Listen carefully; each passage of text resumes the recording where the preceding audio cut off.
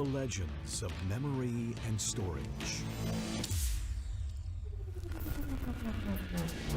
Crucial brings you the ultimate performance in gaming. Legendary products. Precision engineered. For speed and stability. Crucial ballistics.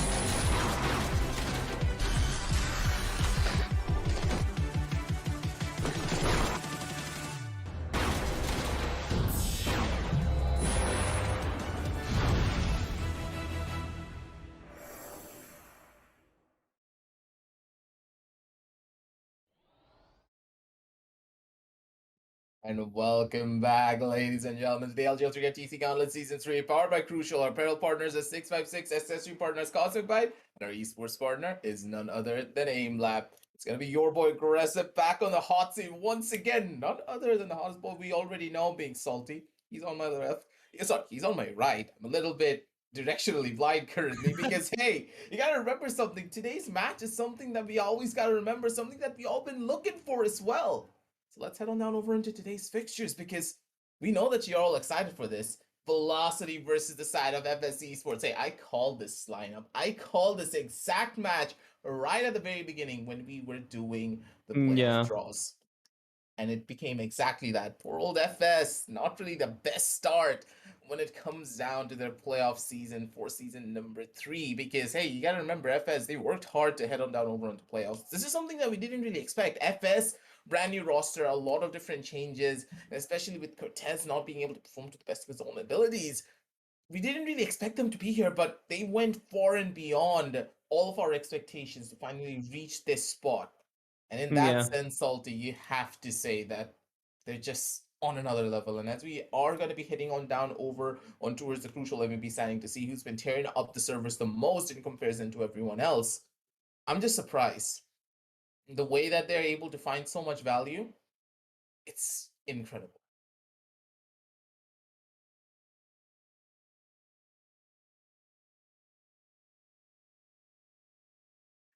it's the way that the MVP standings are going to be working out as well. I think that my voice ulti is going to be having a little bit of a technical difficulty coming on down from his end. So I'm going to be carrying it down forward. I'm going to be asking my own questions and I'm going to be answering that for now until he does come back.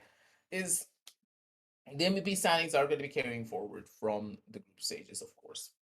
The way that the players have been playing, not really a surprise that all these players are going to be here. But what is a surprise, ladies and gentlemen, is the fact that Strix has made his way on towards the MVPs, but sadly, Strix is just not gonna be here anymore now, is he? That's the saddest part because SATUL, they were just not gonna be the team to make the cut.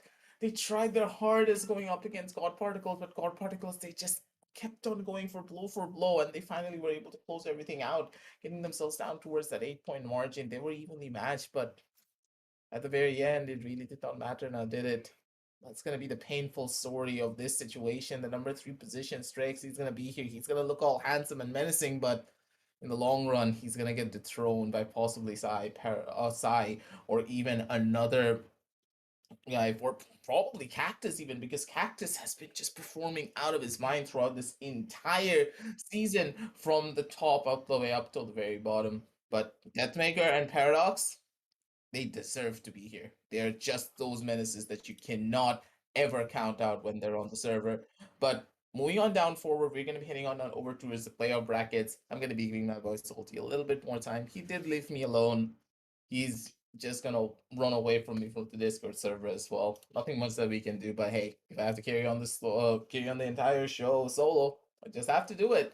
So, as we are going to be here on the bracket stages, first initial match, it's going to be Velocity going up against the side of FS.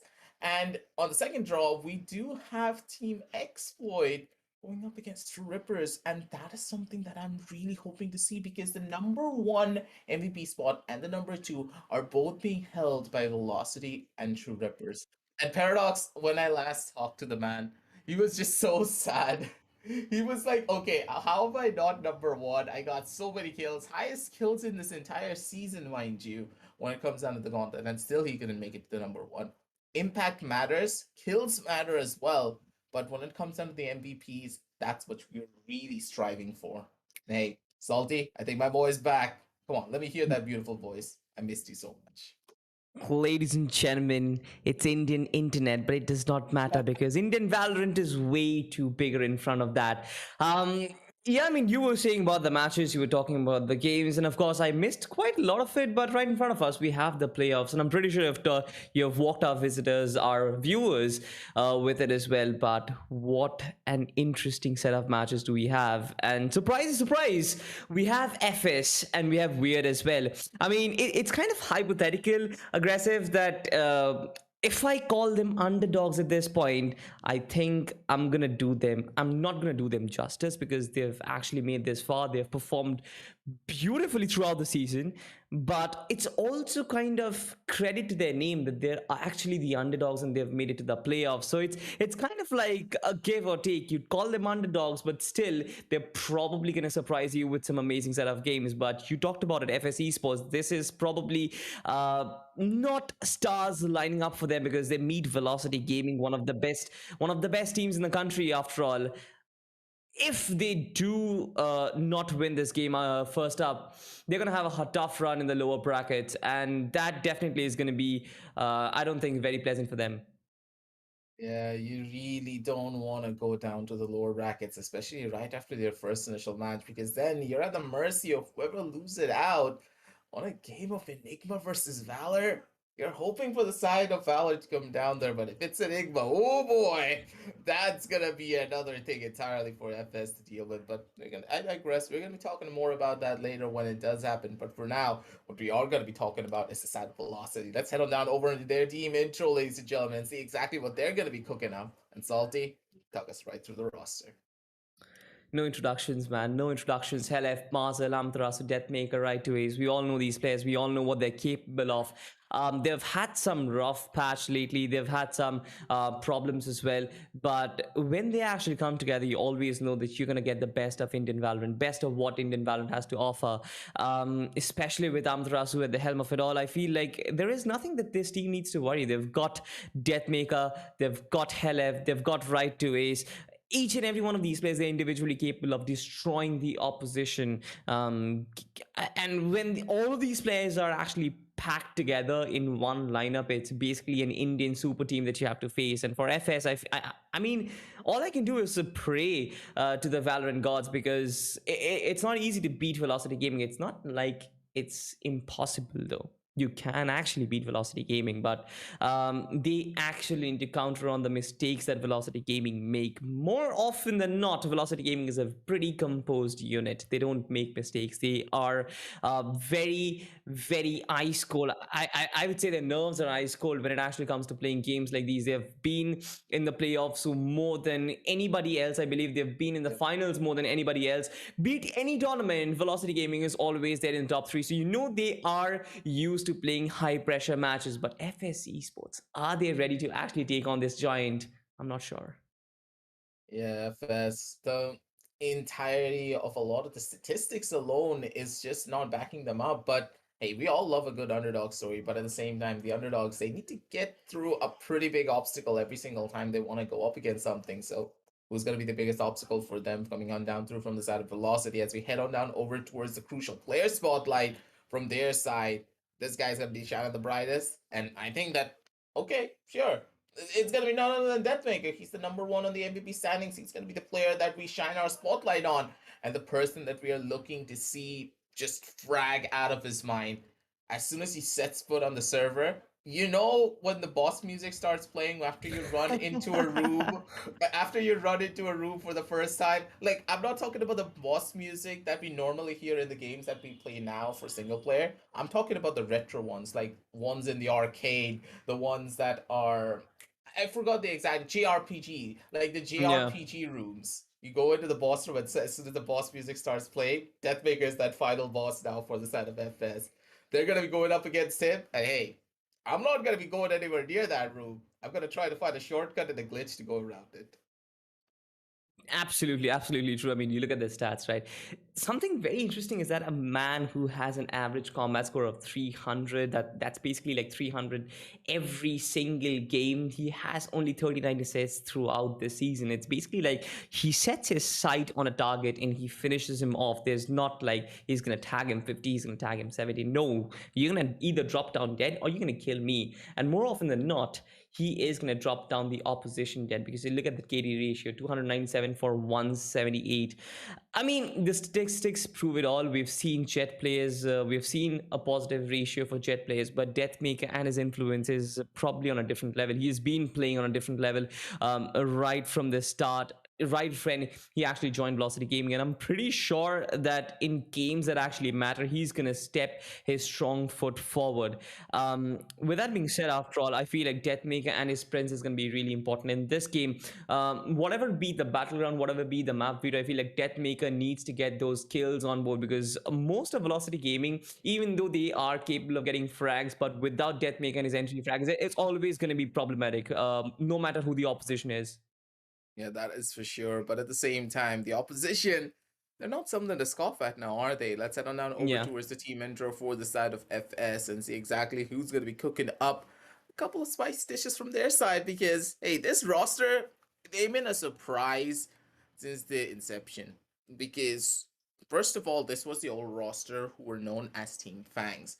Now, Fangs have been disbanded, and we are only going to be seeing a couple of names being B2, Cactus, and Khalil. But with the recent additions of Cortez, this squad has just been something so much more different. Dominic as well, he's been showing up massively throughout all of his games. We can see the potential in this roster. They have the chance to be one of the greats. They have the aim, they have the basic understandings, and they also have the level of proficiency that they require to reach that highest point in their entire career. But they're just not able to make the mark. They just don't have that much experience to fall behind compared to all of these other squads when they have the juggernaut names such as Amaterasu and Deathmaker just backing them up. You got the brains, you got the best team pretty much in the entire country. Given that name by even other pros, that's what they're going up against. But sometimes young talent, it's so rambunctious, so flamboyant, and so random that you don't even know what to expect coming out from it. And when you have players such as B2, Cody, Cactus, Dominic, and Cortez, They're that X factor that's just gonna put the final nail on the coffin, and then they're just gonna be hit by a backhand that you don't even expect it. Like, that's how it goes sometimes. The anime battles are gonna be happening, and hopefully the Jets are not going to be whipping those jet knives. That's what I'm really hoping for, because the amount of jet knife whips we have seen throughout this entire season, and hey, some of the plays as well, I'm all for it. That's all that we want to see. But hey, let's see who's going to be on the player spotlight coming on down through from the side of FS as we head on down over to the crucial player spotlight for their side, and it's going to be none other than Cactus, the two Jets going up against one another. And Salty, that's all that I'm living for right now. I mean, you talked about the anime jet fights, and why not? Why not? Let's actually make it a Dragon Ball Z and let all the jets fly and shoot out their Kamehamehas. But you look at the statistics right now, right? Of course, Deathmaker might have a statistic which is probably which might look more flashier, but I feel like Cactus has a very influential role in this lineup, FS Esports. The way FSESports function, it primarily depends on Cactus getting those entry frags and Cactus actually creating space for the team. Deathmaker, even if he fails, there's always players backing him up. But in this lineup, there are not a lot of kill-hungry players. There are not a lot of players who are individually capable of completely abominating the opposition. So Cactus has actually a lot of responsibility on his shoulders, and that is one of the reasons why he might actually not live up to his true potential sometimes. But when he does, it's a show for the audience, it's a show for us as well, and it's a show for everybody, especially for their teammates, because that is exactly when they win. FS Esports, I feel like the storyline that we are gonna build through from this battle between you call it, if it is Deathmaker versus Cactus, or if it is Velocity versus FS as a whole, is always gonna be Composure versus Flamboyance. I'm not really saying that Deathmaker isn't as flamboyant as Cactus, but it's also very important to know that Velocity as a lineup, they're always a very composed, and they play in a very methodical manner, which I'm sure Team FS Esports would like to disrupt with their flamboyant style, with something out of the box. That is exactly what you talked about, right? Experience is on Velocity's side, and to break that experience, you need some young blood, and that is exactly what we have on the other side of the beam balance, which is going to be FS Esports. Yeah, that's what you want to see. But at the same time, we've been talking about the random strategies that the teams can employ, but what are the maps are going to look like? What's going to be the battleground where both of these teams are going to be doing it out against one another? That's what we have the mad veto for you, ladies and gentlemen. We're going to be heading on down over onto that screen, see what the teams have picked up for us. And right off the get-go, Split being that first initial pickup, it's not really a surprise now, is it? FS and Split, this is the map where they have seen the most, like, I have to say, the highest win rate they could ever hope for, because Split is where most of their strategies can work out. Close proximity fights, B2 is just going to be an absolute menace if you pick up the Cypher or the Killjoy accordingly. And Cactus, oh boy, he is just on another level when you allow him to just unleash himself. Good starting map for them. So Velocity, they need to be careful how they approach them from now on. True, absolutely true. I feel like FS Esports, it is going to be an opportunity for them. It's not like Velocity that actually bad in the map of Split, but there was one occasion where they were beaten on the map of Split by weaker teams as well. So that is one weakness I would say that they have in their arsenal. But if you actually look at the following maps aggressive, you would understand that Bind has been picked up because, of course, Breeze was banned instantly. I feel like when FS Esports, they prepared themselves for the veto, they were like, all right guys, the moment the clock hits 0, we're gonna ban Breeze because we don't want to play against Velocity on the map of Breeze. And rightfully so, I guess. Bind is still gonna be a comfort pick for Velocity Gaming. They're still pretty comfortable, they're still pretty lethal. But Icebox is actually an interesting point, because I feel like Velocity, they're pretty good on the map of Icebox, but there are better teams. There are better teams in the country that play Icebox better than Velocity Gaming and FS Esports. They might have an opportunity, but then considering how long this entire roster has played with each other, a map like Icebox, which kind of involves a lot of communication, I feel like the comms are going to be much more clearer. And when that happens, you know that FS Esports might struggle, because you talked about a lot of recent changes that happened in this lineup, which can potentially be a thorn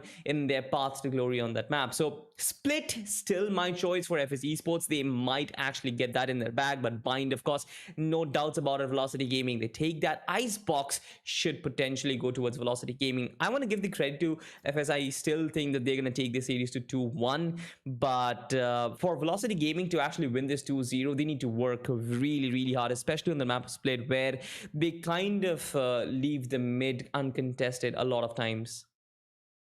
Yeah, it's just gonna be a lot more difficult because currently Split is leaning a little bit more in the favor of the side of FS, but at the same time, we should not try and do a little bit too much of an over analysis because hey, the caster's curse is right next to me, and she's giving me that stink eye, being like, "Hey, don't do this to them.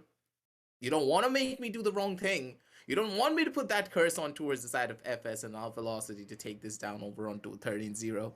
It could happen at any given time. FS, they need to be on their guard because you got to remember something. Velocity have gone through a lot of different changes, especially after the coaching session that they did win from season number 2. So the fact that they did win that out, they're now pretty much a completely new team.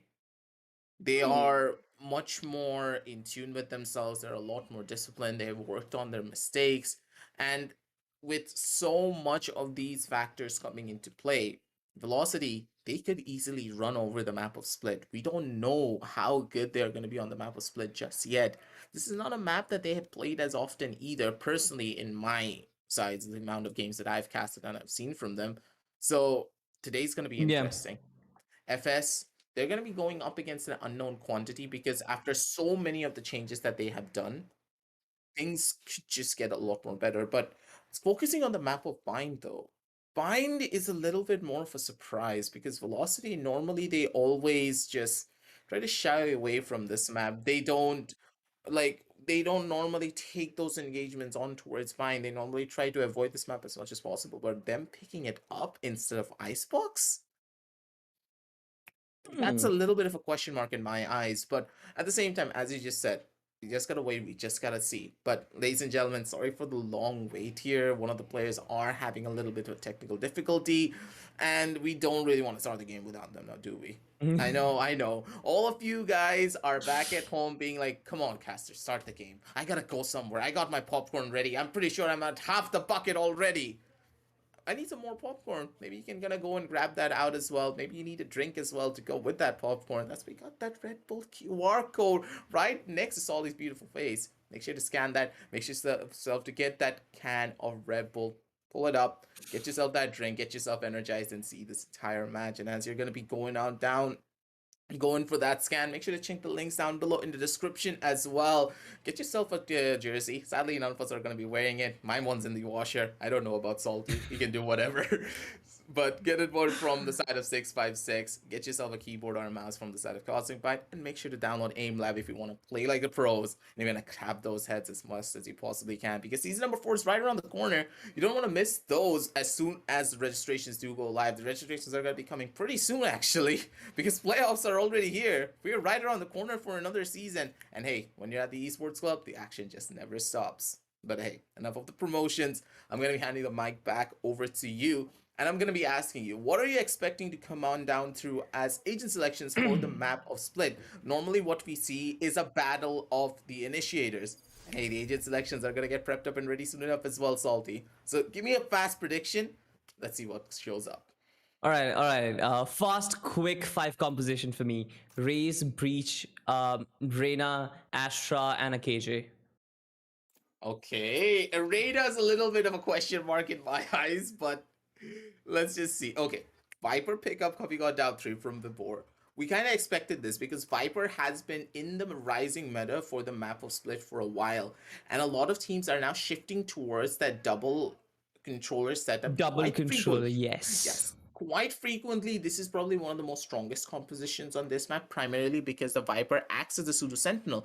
But Marzel now also picking up the Cypher is a little bit of a question mark because why pick up a Cypher over the Killjoy if you already have a Viper on your team? Because the Viper does pretty much the same job as a Cypher, but it's a little bit of a question mark in my head, but I guess it's Velocity's turn to show us what they can do, because Lurks on this map, it's not as good as any other. And Cypher, he struggles. He struggles to go through a lot of this. Understandable. On the other side of the Team Select your FS, they agent. have actually completed their pick. Now, we do have a Raze here. We do have an Astra. We have a KJ. Interestingly, we actually go for a KO as well as a Sage. Very important. I feel like FS, they are a well-rounded unit. On the other side, we have Flash in the form of right to Raze. We have Marzel picking up the Cypher, Helep, as well as Vibor trying to go for a double controller setup now, which is going to be interesting. Now, you talked about the double controller setup, and I feel like it's very, very justifiable, especially when Viper gives you so much room and Astra kind of, shuts down those pockets of space with the smoke as well as with the gravity. Well, I feel like as a defensive character, Astra is probably the best controller that you can have. But having a single duelist couple up with a right to ace as flashes, it's going to be a little difficult for Velocity to actually break in. This is more like a very defensive oriented lineup. Yeah, that's what I mean. Like, I don't think anyone else could have summed it up better than you. This is a very defensive oriented lineup, because on the side of defense, they're going to have a really easy time, because the Sky allows you to hold down sidelines a lot more stronger. But as soon as you switch over to the side of attack, things are just a lot more broken. It's a lot more difficult to get a lot of value out of. So Velocity, they're looking to close out their defensive side on a solid 10-2 scoreline at the bare minimum, because as soon as they switch over to the side of attack, the composition that FS have, it's smart, it's good, it's pretty much a well-rounded comp to counteract a lot of the pickups being done by the side of Velocity, but it relies heavily on the usage of utility. If there is one miss, Slorb, mind you, this composition is not going to work, because Cortez, he needs to make every single grenade count, not like he's maximum hoping to get a kill with it, but what he really needs to get is to clear out every single bit of Cypher utility that he can find. Because that's why you pick up the Raze on this map. This is why Cypher is not a strong pickup on the map of Split as much in comparison to any others, because Raze exists. And if the Raze player is good enough to just flush out all of the utility, then the Cypher is just a sitting duck inside of the side, whose aim is the only saving grace that can have. And hey, Marzel, his aim is so incredible that I don't think he needs his tripwires and his utility, but his teammates, yeah, I think they're going to need that information that his utility gives. Absolutely, for sure. But I'm just waiting. I'm just waiting for this game to start, because I can't really.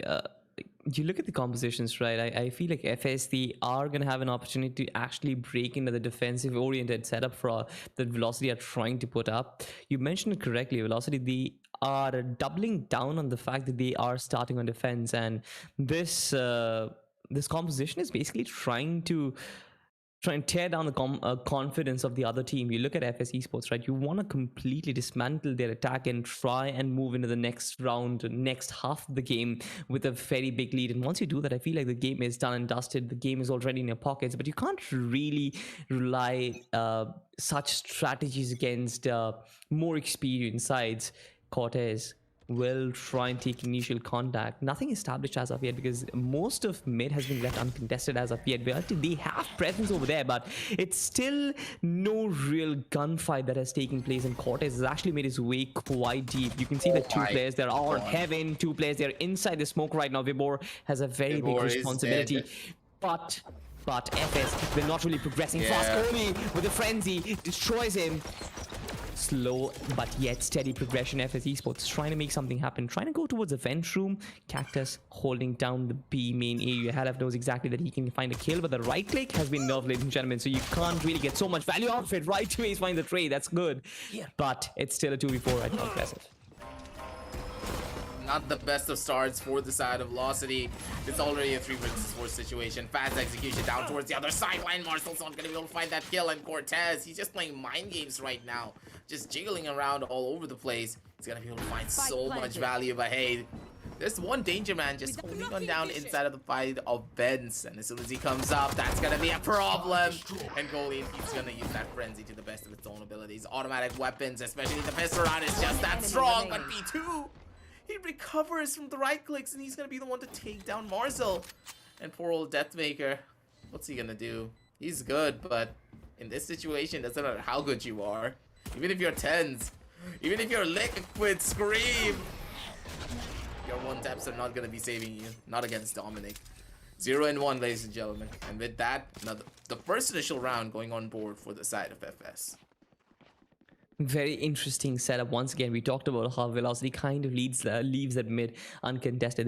They put up a utilities, right? But they don't really have that mid wall, because of which FS could actually exploit that, and they could take that space for themselves. They had all the time in the world to set themselves up. 3 players in, the smokes are there, and it actually worked for them. As soon as the smoke dismisses, Vibor is left overwhelmed with so many players and so many guns staring at him in their face. He basically saw death over there. Once again, you can see the Velocity.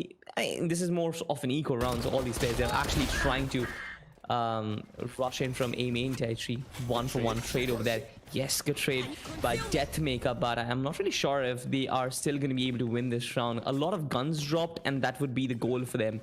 The spike and the B side is completely open, so you can comfortably plant the spike down, but as soon as the players come in, I feel like few of the bodies might just go down.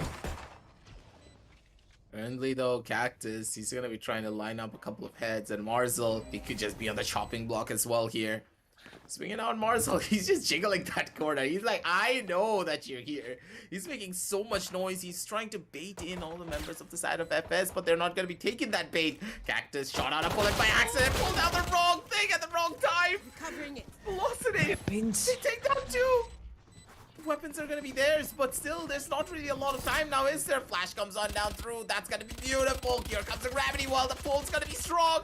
It's gonna be in position. They don't really have a lot of time, but the fight is not gonna be for them. Oh god, they actually get it. I'll try They to be actually even. get it. Oh my god. I almost FS. thought that the diffuser will be taken down. I almost thought that the diffuser would be taken down. Trust me, I thought that there were a few microseconds left on that clock, and well. It's the frenzy, especially at that range. It just doesn't deal a lot of damage now, does it? It just But fell well- apart in a matter of seconds, man. I knew that was gonna happen. As soon as I saw those 2 kills, as soon as Cactus pulled out the Ex- turret, man, the timing. It's The heartbreaking. timing on Cactus, nothing else could have mattered. Cactus had the weapon, he had that Spectre to work with, and none of those players from VLT could have actually survived. But nonetheless, we're actually past that, and I feel like for VLT, this is a welcome start. That was a welcome round. They did not expect that to win, but wait. You've got kills, you've got win as well, and now Team FS, they are left into that economic dumpsters. On the other side, you can see heavy weaponry. They did save a few from the last round, but they can afford to buy in this one. I can see Phantoms, I can see Spectres as well. Deathmaker. There is going to be a lot of responsibility, but one small pattern which kind of emerged once time and time again is that FS trying to exploit that mid-region time and time again. They play main, and the rest of the 3 players that try and funnel themselves into the mid area, trying to figure out their strategy on the go. It's not predetermined aggressive. It's not like we're gonna hit the B side through mid, or probably we're gonna take the fence room and go towards A. It's not predetermined. They take that route towards mid. They get control of that position. They kind of take some time, try and play for a few picks, and once the kill comes in, that is exactly when the call comes from the IGL on which side which they want to traverse.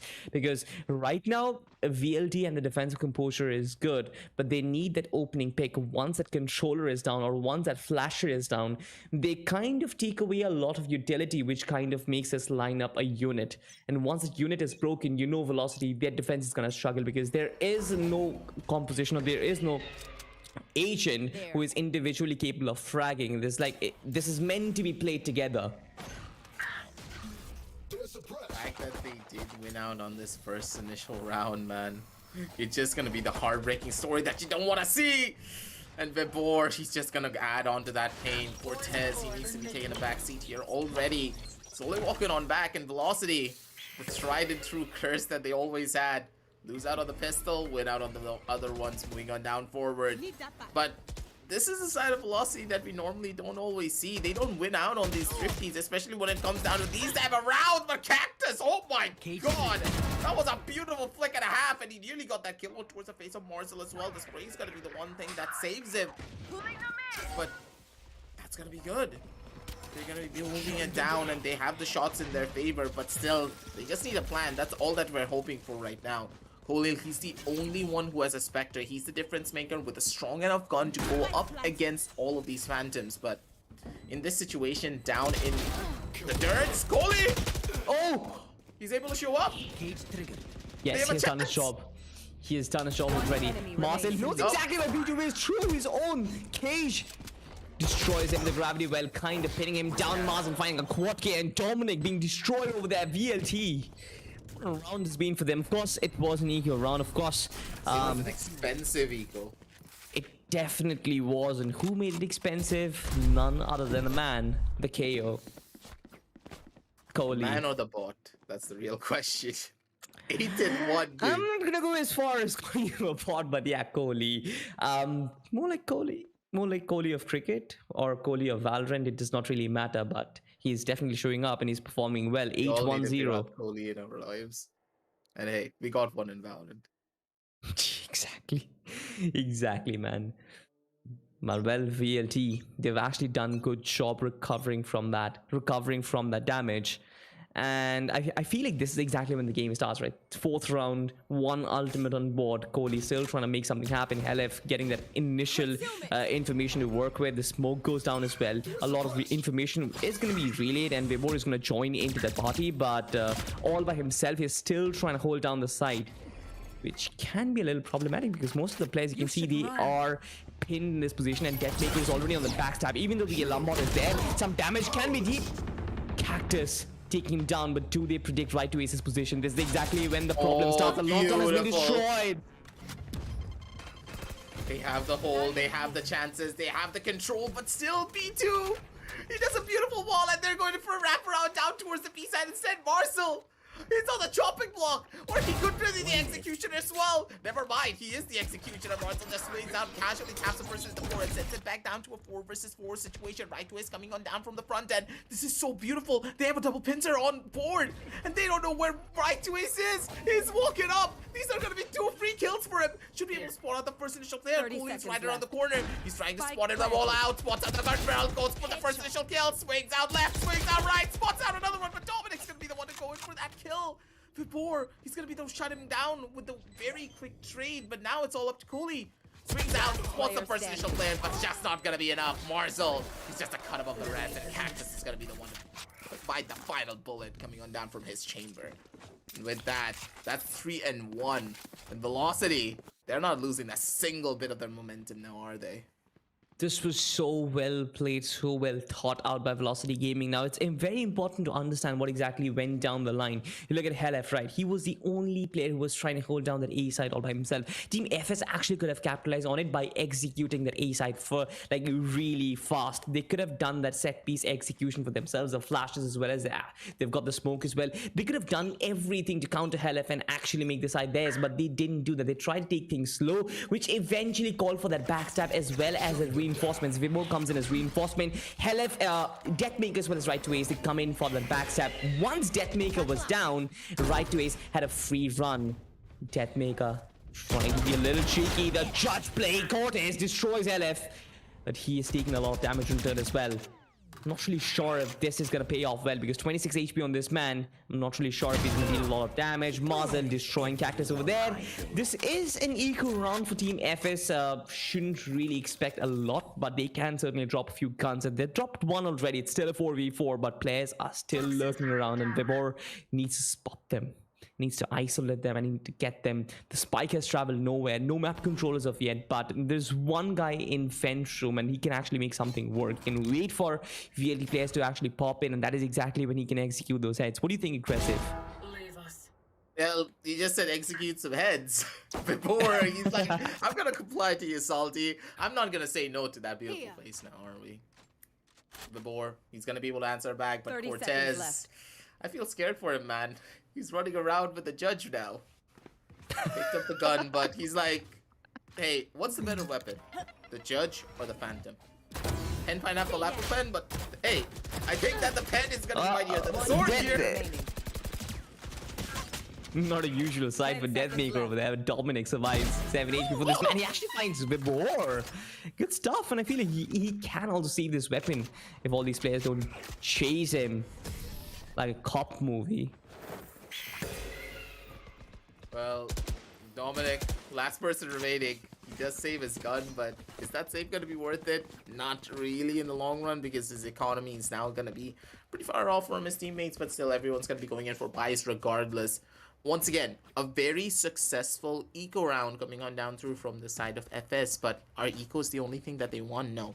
They need rounds right here and right now. It's a 4-1 scoreline. If you allow Velocity to carry this momentum forward, if you don't force them down to at the bare minimum of a 7-5, their defensive side, if it starts off strong, there is nothing stopping them from snowballing it out of control over into multiple more rounds. Vibor, good play from him, using that Viper Spit immediately before the KO knife got popped. And now, they have forward control. They're waiting for the side of FS to start making the mistakes. They spotted out a couple of the players as well, but still, you're trying to take over mid against a Viper Spit. It's just not gonna work. FS, they need to give it up. And Velocity, they have full control of the entire map. Look at Deathmaker.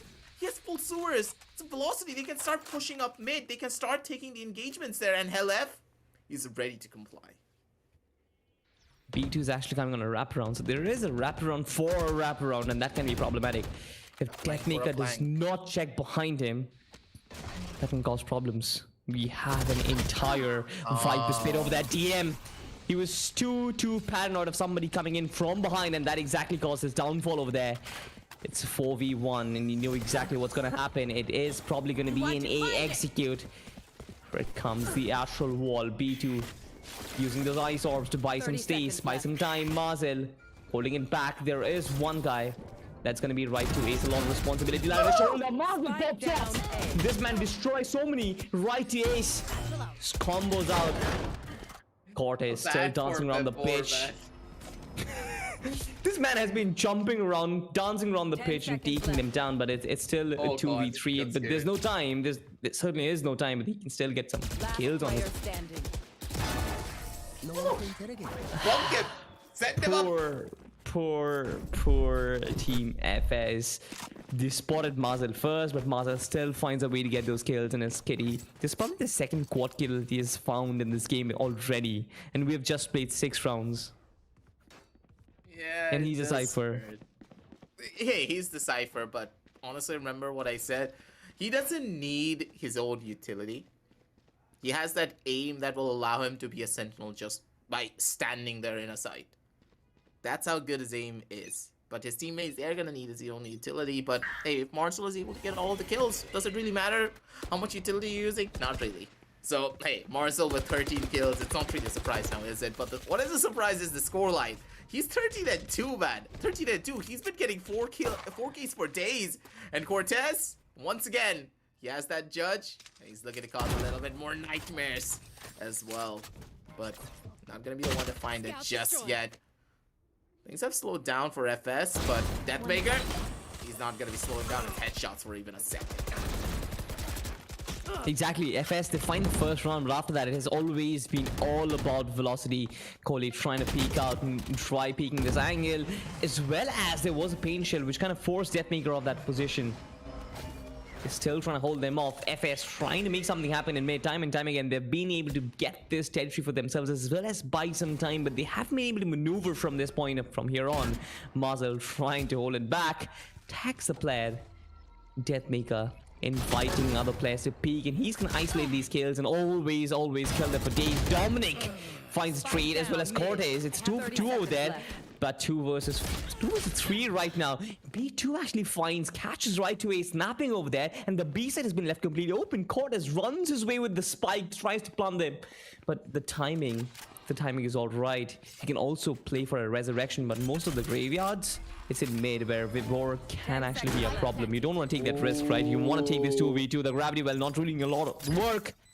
Vibor taking away back of side out of equation. Kohli. In fact, it's Helef, who doesn't really have a lot of stars. 1 star to work with. Can he take down Cortez? He has spotted him. Here it comes. The rocket launcher, the big bad rocket launcher. B2 finds Vibor, and the rocket launcher finds LF. Even though Cortez is dead, his rocket is still alive. Rocket's gonna be able to strike through.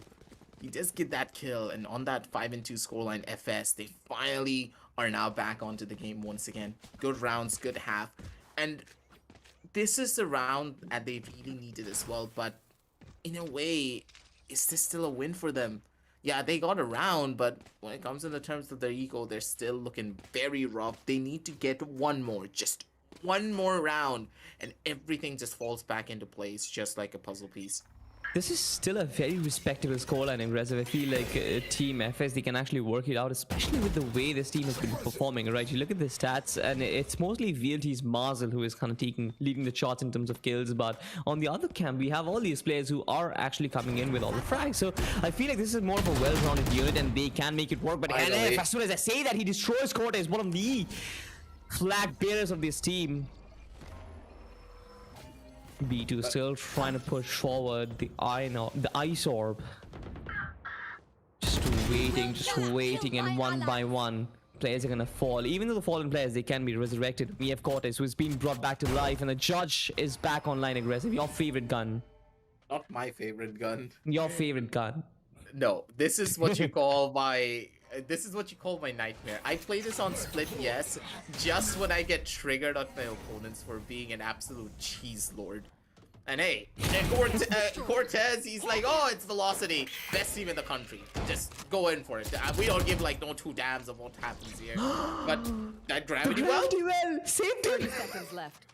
Actually, no, that did not save him. That actually gave Marcel a chance. Right to Ace to go in for a kill, but Right to Ace was just not going to be able to find it there. But still, LF, he's going to be a difference maker. He's going to be able to get a 4K for himself. Nearly got that Ace. Not going to be able to find it, but now Right to Ace. He's going to be the one to go in for that final kill. Dominic, 21 HP against two players. And the two players being Deathmaker and Marzel, two of the best teams in the entire country. Yeah, you just don't want to go up against that now, do you? Headshot to boot as well. Deathmaker putting a little bit of salt on that wound. Get a 6-2 scoreline, and Velocity, they're back in the groove. Spike the fury.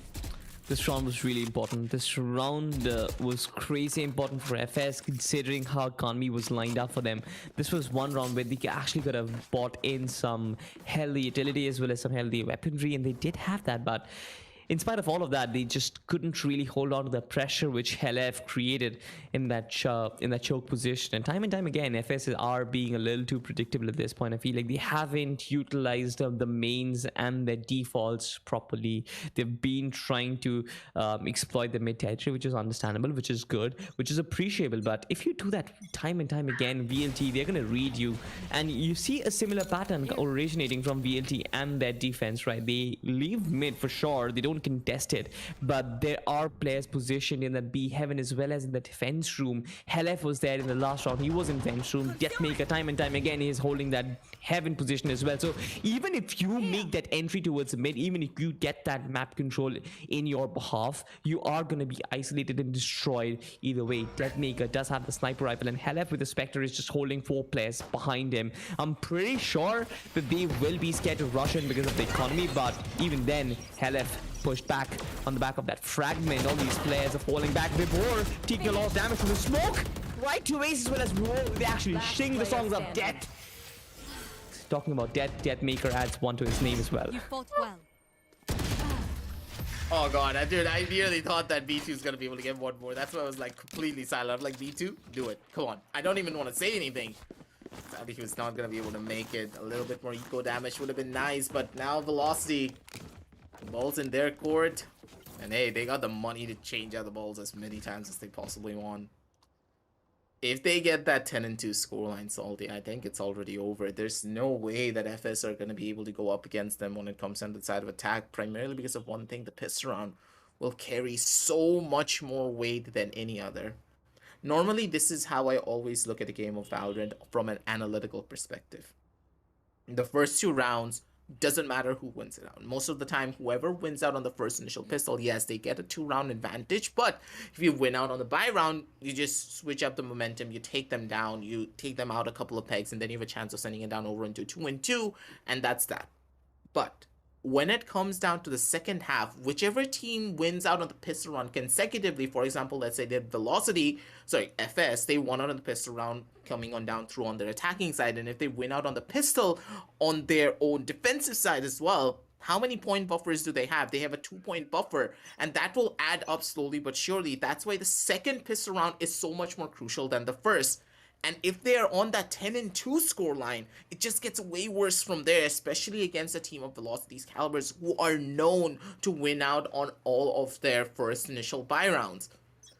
So FS, they need this 7-5 scoreline buffer. Whatever happens in this round needs to be perfect. Otherwise, everything's gonna fall apart from them. And Dominic, he just disconnected as well. Oh It's not looking that good for them. Oh no, man. This is bad. This is definitely bad. And Cactus, just look at this guy tucked in right behind that Viper's wall and destroys LF. Oh my god, he actually gets Vibor as well. 2 quick frags and good shot. One after the other. Drives by a KO and he's been destroyed as well. Marzel, good shot over there. Deathmaker already holding this position. First pick. And here comes the Sheriff. But Cortez finds the better of him. 2v3 right now. They can still actually make it work. Yeah, baby. Right to Ace. Oh, he made noise. He made noise. I love the fact that Cortez is so paranoid of somebody coming right behind him, but thankfully they have some control on the B side, but Marzel is still not yet being cleared. All these players caught with their hands down, and Marzel shots every single one. FS, this was your round to win, and it was your round to lose as well. This is what happens when you don't really have a game plan right at the very beginning. Dominic, he wasn't there as well, so I don't really have anything to say towards the side of FS just yet, just because Dominic wasn't present at this round. So it's fine. It's okay. Just reset mentally and just keep the ball rolling in your court, hopefully, because one more bye. That's all that they have. If they lose here, a 10-2 could just be on the cards, especially with Marzel having this much of a performance. 17! Salty, 17. On a Cypher. There's a reason why I say that Cypher is one of my most favorite agents to play.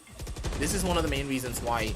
He can get so much value if you allow him to just run amok on the server and if you don't try to control him with your own utility. And hey, especially when you have a player like Helef to watch your back with his own astral stars, it just allows you to do what you do best, just frag out of your mind. Cody though, interesting use of the fragment over the Helef and Vibor.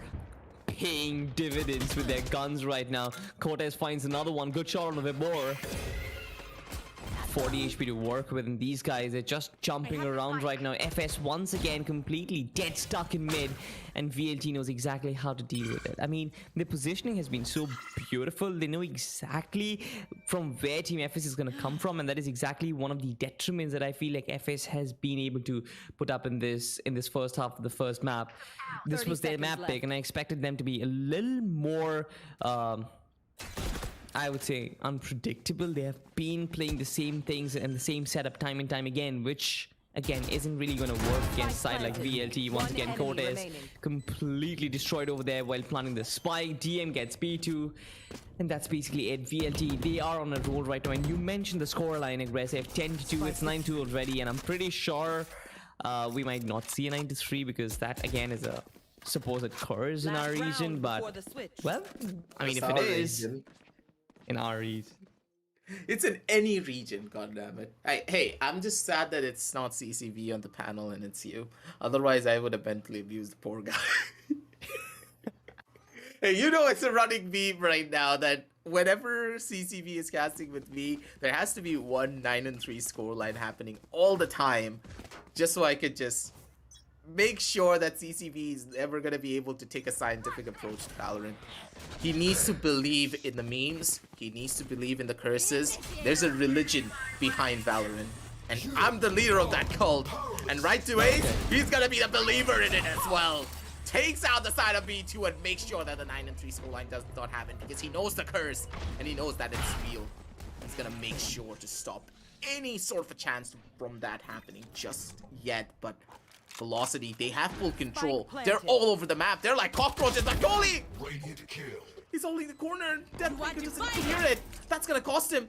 Now already we're gonna be hitting on down over to a 4 versus 4 situation. Right to Ace, he does have a couple of flashes to work with. They need to push up. They have the personal kill. They're gonna be able to find that. Marcel's gonna be able to shut down another one. He's looking for a couple of more, but he wanted to take off his hat. Why the hat, man? Not today. Not Oh, the today, dog doing gravity as well. The dogs, everything just coming together. Hell, finding the last 2 frags, and it's 10-2.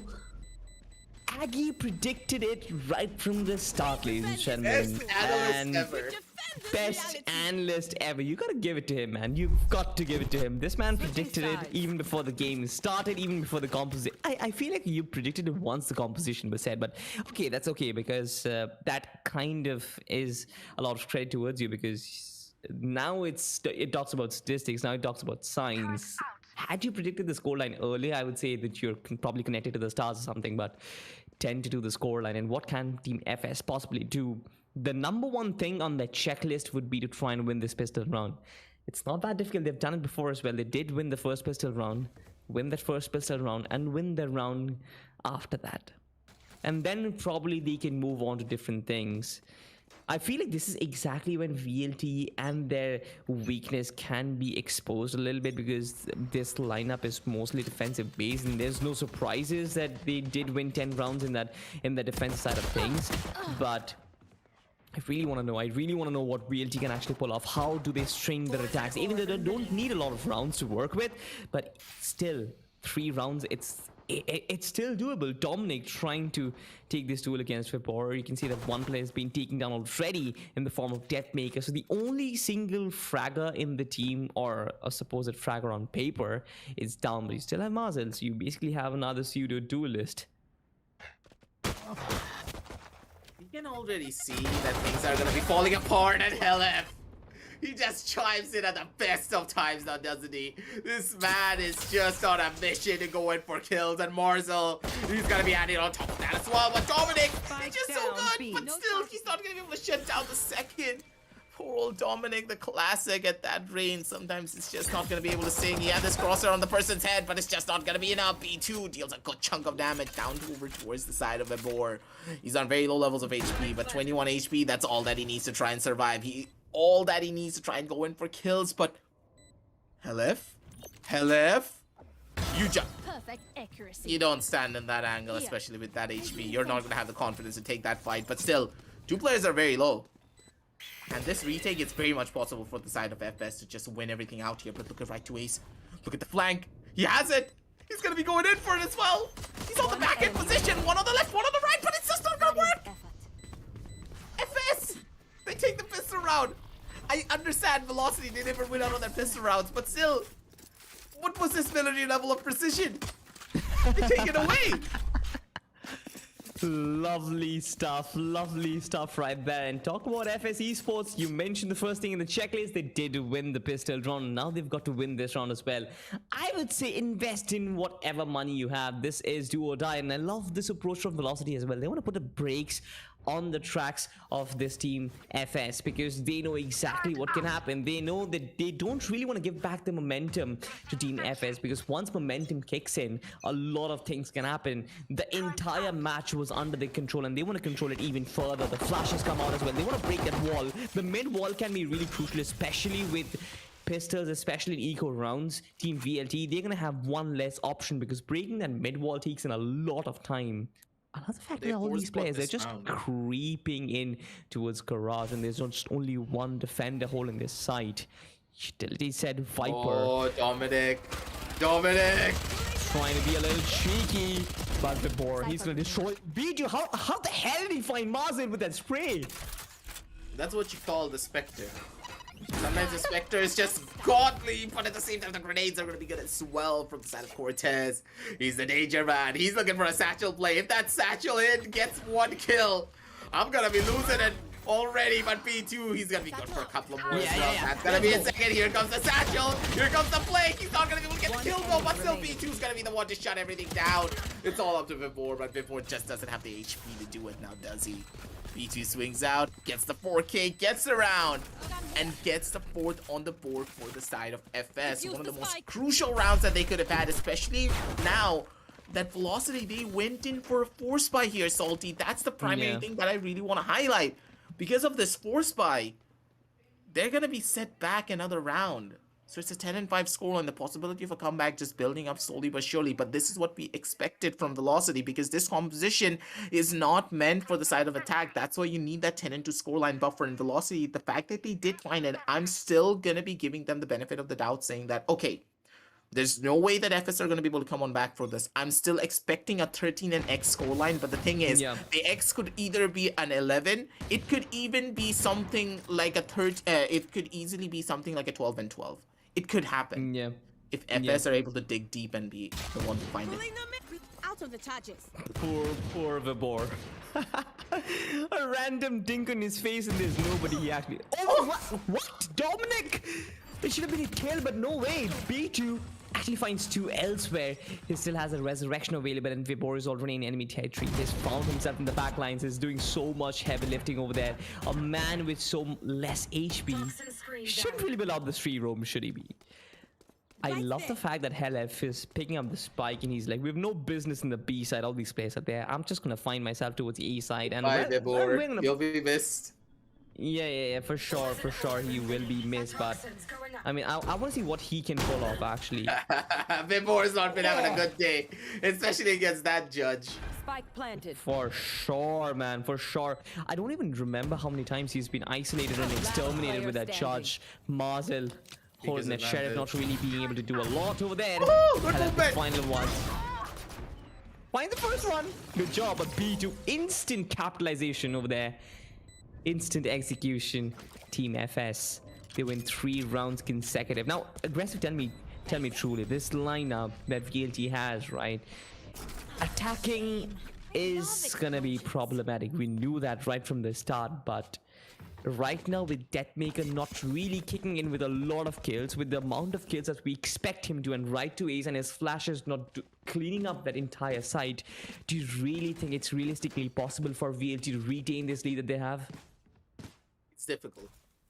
It very much is difficult, but once again, we just saw the pistol round, we saw a force buy, and now we saw an eco. So can we even realistically say that, hey, are we gonna be the ones to just say FS are gonna be going in for a full-on comeback, sending it down over to a 10 and 10? No. It all really does depend on this buy round, because my prediction really does work out well when it comes down to the start of the game, but as soon as the momentum starts shifting, players start showing up, they dig in deep, they find their drive to win, and that's when things just switch up in a matter of seconds. But B2, he could have easily gone in for that swing and taken out Deathmaker, but he didn't want to risk it, not just yet. B2, stop. He really has to stop. And he has been stopped. Yeah, this is why he needs to... Voice control. What? Cortez! He still finds it! Goddamn menace of a weapon. Remove and try it, please. Did he even use a weapon other than the judge in this entire match? I'm not sure. Knife comes out. Knife comes out. Fragment comes out as well. Helef is going to survive that. But one random bullet and Helef is down as well. Kohli. Can't even say that was a good spray. That for sure was. But one bullet. That's all he needed. 3-3 right now, and a very doable run for FSESPORTS. They want to make this work, because if they do it, I'm pretty sure VLT and their money is going to be broken. Dominic spots out the first player, but Thor finds a head first. 2v3 right now. 2 players coming in from CT. VLT have an advantage already. They've got the spike up and running, and they've got the Viper Spit as well. Marcel finds Kohli. There's only one player who survives this, and that basically means they're going to be 2 rounds away from winning this. 1 round away from match point. I'm pretty sure Cactus, it's going to be a monumental ask for him to clutch this out, and if he does it, this is going to be the play of the year, play of the season. I'm not really sure, but through the Viper Spit, taking down 3 players who are healthy, this is absolutely insane. He can, by best case scenario, find a few frags. Finds the first one, finds Marcel. That's it. Just... There's no way. I love Cactus as a player. I know how good he can be, but... Second one. Good job on the board. It's just not going to work. You know that it's not gonna happen. We can hype up the play as much as we can, but we need to talk about the second round now, don't we? Because yeah, Cactus is insane when it comes down to his raw mechanical skill, but against the Viper Spit, doesn't matter if you have an aimbot in your hand as well, because that's just not going to be helping you out as much now, is it? And hey, the aim stars are going to be on the side of Velocity as well. 11 and 5, that's what we expected. As soon as a Byron kicks in, you snap your finger and you blink for a second and it's already an 11 and 5.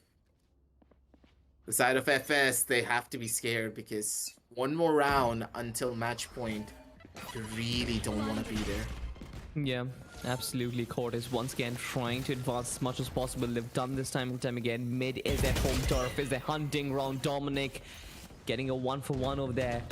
But VLT, they've complete side control and they can play around this playground as much as possible. This is their home turf at this point. One smoke that separates all these players who are in heaven right now. You are divided. Now, with the push coming on down through, Kohli, he's trying to get as much value as he possibly can out of those flashes, but the flashes are not going to be able to reign supreme. He doesn't have the sidelines, and hey, you can already see that Velocity, they need to run on away, they need to give up the side. Dominic's been picked up as well. That's going to be massive for them.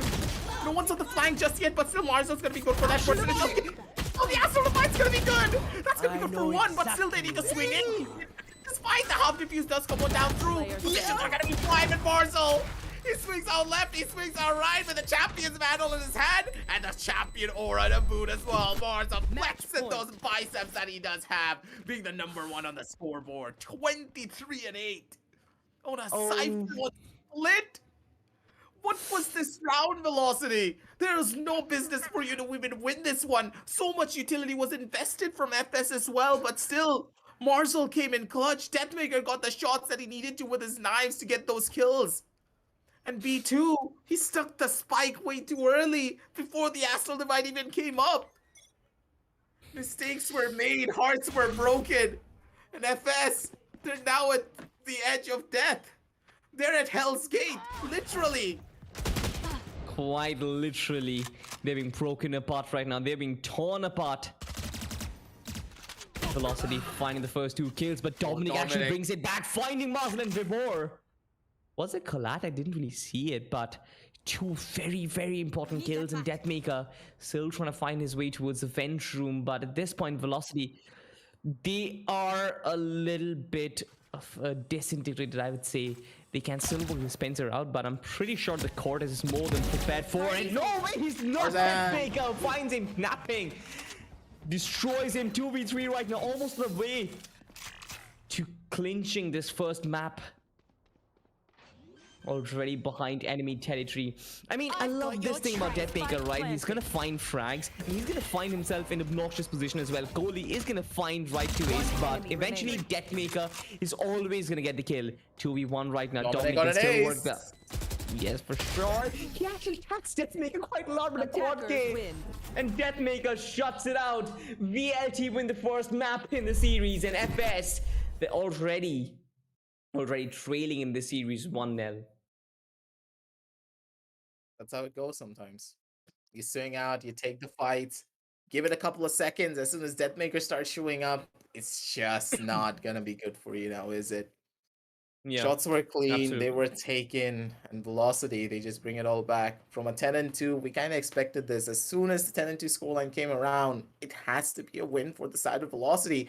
If it was a 7 and 5, I would have given FS the chance to be like, hey, it's their home map, they have the strategies, they have a chance to adapt to what Velocity could be bringing on down to the table, but adaptability on such a steep scoreline is just not going to be possible now, is it? We're going to be reliving through all of those moments as we head on down over towards the match highlights to get a visual representation of what really went wrong for them, because yeah, they had the shots, they had the kills, they had the sprays, they had the aim, but in the end, does the aim really matter when you have a menace of a Cypher named Marzo on the other side? He really did not win all of his engagements just because of pure raw mechanical skill, the positioning, the timing, and in a way, the lack of the communication from FS. That was the most surprising factor. FS, in the group stages, we saw them communicating quite well, but it feels like they're having a really slow start, and I'm really hoping as they do head on down over onto map number 2, they're going to be able to shake off this loss and come back even stronger, because in my eyes, at the very least, the KO really didn't get a lot of value. It's not just about the KO. I feel like KO can be utilized perfectly, but the fact is that FS and their ability to kind of switch strats mid game was exposed against big teams like Velocity Gaming, against big teams like any other team in the world, any other tier team in the country. You always have to have more than one strategy. You always have to have plan A, plan B, plan C. Team FS came in with just plan A, that was to try and explore or exploit that mid territory. We all know the Velocity, they kind of tend to leave it, and that was their plan, right? To exploit the position, which VLT are going to leave it. But again, VLT are more than prepared for you, to welcome you to come in from mid and try and take those engagements in B Heaven or in the Vents room. They've done it in the past.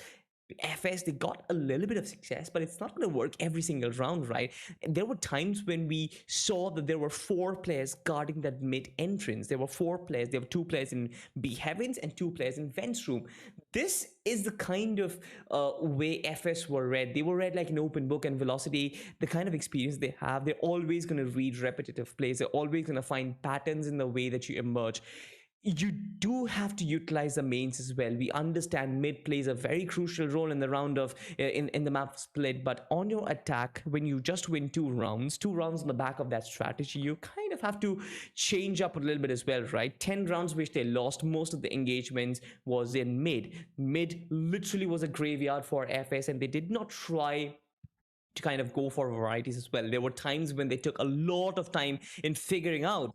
They got the map controlled, right? But there were times when they tried to figure out which side do we progress even further. We talked about that this team tries to get that map control and then figures out on the go which side do they want to execute, and that is probably not the best way to actually play this map, because by the time that they try to figure out which side do they want to execute, there's already players like Deathmaker and Right to Ace on your backstab, and you know what, you've been pincered from both directions. It's just a sad story in general now, isn't it? The side of FS, they tried their hardest, but they were just not going to be the ones to bring it all back, to switch everything up, to just get that final nail in the coffin. And just as I stated before, and just as you broke it all down, just didn't feel like the map for the side of FS, especially when Marzel was having such a performance day now, is it? Yeah. Velocity, today's their day once again, and I don't know what day is not their day, but for FS, this is not the FS that we know and love now, is it? They can do so much more. They can just bring in the heat. They can turn up the damage in a matter of a couple of seconds. But looking at the scorecards as well here, Marzel on this Cypher, 23 kills, 330 ACS on a Cypher, man. Come on. Who else can do this other than Marzel? I didn't really watch him use his camera or use his strip wires a lot. He was like, wait, do we have to Used use it a anything couple of apart from times. guns? He has his primary and his secondary, and he knows how to use it. He doesn't even need those utilities, right?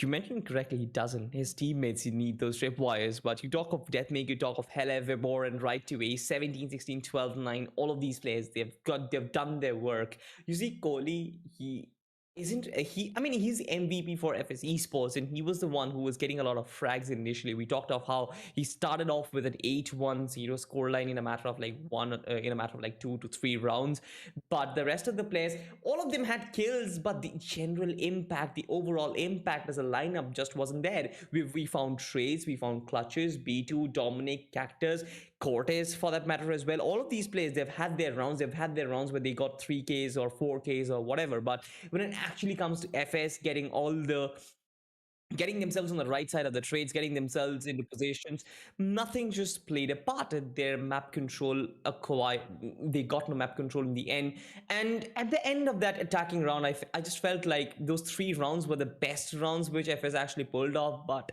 the defensive side of things just... Yeah. It just didn't work. We kind of expected this as well. I called it for a reason, because 7 and 5, unless you got it, it's just not gonna happen. But hey, what we do have for you is another map, and hopefully going into game number 3 as well, because you gotta remember this is best of 3, and the side of FS, they cannot give up. Not just yet. They still have a chance. Their backs are against the wall, but sometimes when Rabbit Dog is against the wall, when it's backed out into a corner, that's when they're going to be biting even harder. So Velocity, they need to be on their toes. They need to be ready because the engagements could happen in a couple of seconds. And before we know it, we could be in map number 3. Icebox going to be the one thing that we are all hoping more. But for now, we're going to be heading on down over into a short break. Don't go anywhere, ladies and gentlemen. Grab your popcorn, grab your Red Bull by scanning that QR code down below. And we'll be back with the real shortly with the LG Ultragear TC Gauntlet Season 3, powered by Crucial. Our apparel partners are 656, accessory partners Cosmic Byte, and our esports partner is none other than Aimlab. Don't go anywhere. We'll be right back.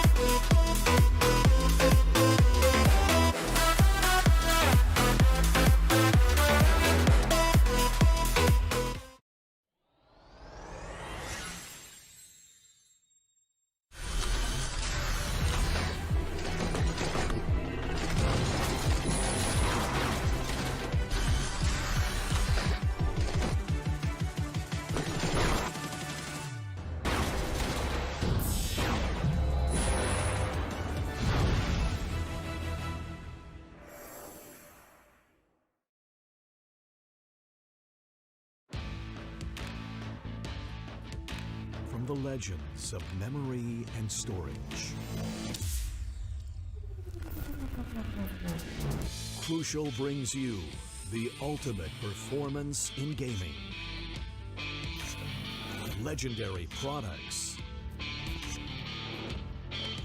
Precision engineered. For speed and stability. Crucial ballistics.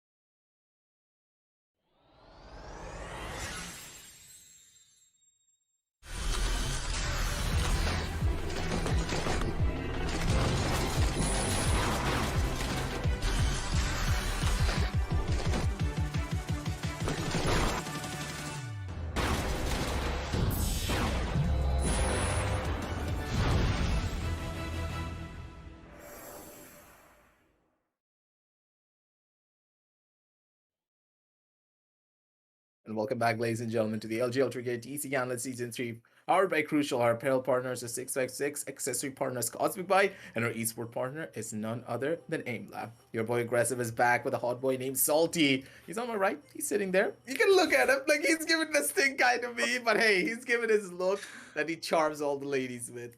But for now, what you're really going to be charming is the side of Velocity. 13 and 5, man. I called it. 10-2, and as soon as the 10-2 rolled around, we expected the match to end really quickly. Absolutely. 3 rounds going in the favor of the side of FS, but as soon as the guns came in the hands of Velocity, we saw a completely new, different leaf. 13 and 5 for them, and I'm really hoping that FS, they're going to be able to bounce back from this loss, because heading on down over onto Bind, where gunfights matter more than tactical utility usage, here's where the real fun will begin. Because FS, when it comes down to the puggish maps, this is where they thrive. Will they be able to take down Velocity, though, with their own mechanical skill? That's the real question. Because Marzel, he's having a field day today. And Velocity's Deathmaker, he's also showing up. Exactly. You talked about Puggish map, and I feel like Bind is one of them. But when you actually think about it, I feel like Bind also has a tactical awareness, and Velocity excels in that. And that is one of the reasons why Bind is one of their loved maps. Personally speaking, I think that Icebox could have been a better option, just like you highlight highlighted just right at the start of the show. But considering that Bind is going to be a next stop for the series, I feel like Velocity have the edge, considering they've got the experience and the confidence from last map's victory as well. You've seen one small thing, FSESPORTS, they're really good with the defaults, but apart from the defaults, they've not really got a lot of fakes in the arsenal. And right now, FSESPORTS is start on defense, which should potentially give them some advantage, I feel, because on their attack, they're probably not their best. I would say for them, the best case scenario would be to try and get as many rounds on defense as they can. Talk about rounds, we're going to see how many players and what agents do we have in front of us. Right off the bat, we have a Siege Wall. We have Dominic, who's going to be on the Astra. Kohli is going to change agents and move from the KO to the Sova, and Cactus the default Jet. Cortez, I wouldn't be surprised if we see a double duelist composition aggressive. But on the other camp, we have almost set. We are going in with a double controller setup, double duelist, and a single initiator. I'm actually surprised from the composition from Velocity, and I would be surprised if I get to see a breach on the other side. We have a lot to talk about aggressive, and let's just begin with your points. First of all, the composition being played off by the side of Velocity, it's not that big of a surprise because double controller strategies are pretty common now, and it's a commonplace in the map of Mine, especially picking up that Viper in over, let's say, a Killjoy or a Cypher, because the Viper, once again, it plays a similar role to that of a Cypher, so it's easily replaceable if you're able to play the Viper in that sense. But with Cypher, it allows you to be a lot more aggressive, while with Viper, you need to be a lot more defensive in the way that you take a lot of your different engagements, the way you go in for lurks, unless you can juggle the smokes around really beautifully. The Toxic Screen is just something different when it comes down to helping you lurk forward. Normally, what do you do with the Cypher? You normally place your cages down forward, walk into a sideline, and then you can do whatever you want. But with the Viper's smoke, it's a little bit more different. You can pick up that smoke, you can place it around, moving on in the go. And in our region, at least in South Asia, I have not seen a lot of Vipers do that. Viper adds a different level of utility when it comes down to it being a double controller strategy, and I'm really hoping that a lot of teams will pick up on the fact that Viper can be very aggressive as a controller if you're able to play it properly. And for now, and the bare minimum, that's not going to be the case here. Velocity, though, they heard the Owl drone heading on down through from the side of Showers. They're expecting a push, and before it takes a good chunk of damage trying to take this fight against the side of Cactus. But they have the information now. That's all that they needed. And moving on down the line, they're going to be going in for the swings and the fights. Yeah, really aggressive start from FS actually. Two players trying to push up that high. DM destroys Kohli right off the bat. And here comes the page. DM once again destroys Dominic. Good shot over there. And this one has completely opened up the site.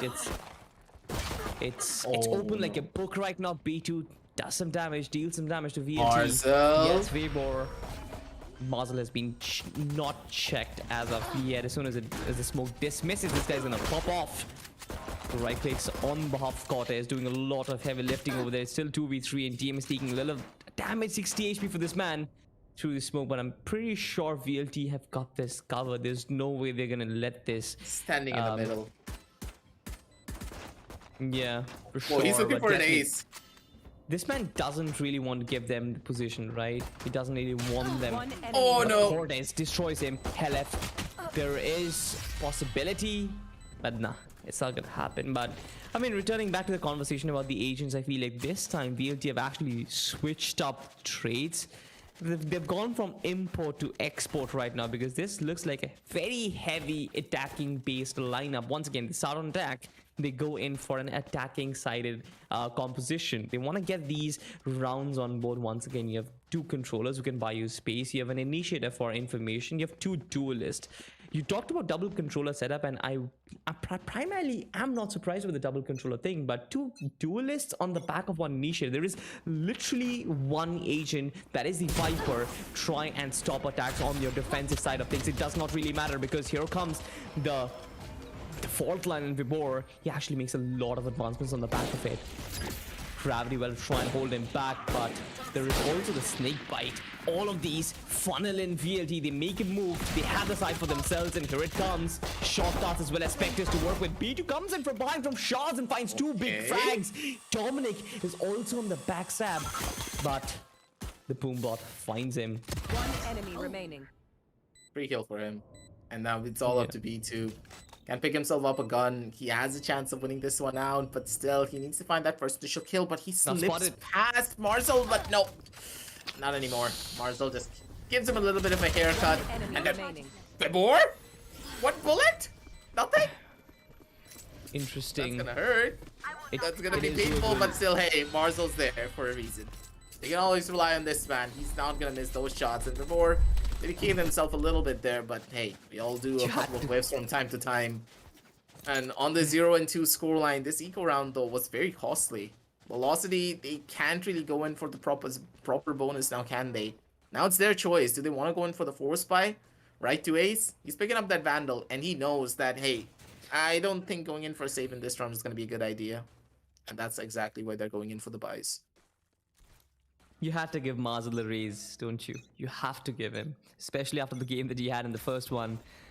But nonetheless, Cactus once again with the big back sniper rifle gets away with it. Does not hit the first shot, but Marzel knows exactly what's positioned for him. The reposition kind of predictable, I would say. The Doc screen is up. The boom bot is going to push him back as well. Oh! Cactus, he finds a way. Marzel has been destroyed, but DM is here. One knife, and that's exactly what he needs. Right behind you, Cortez, but...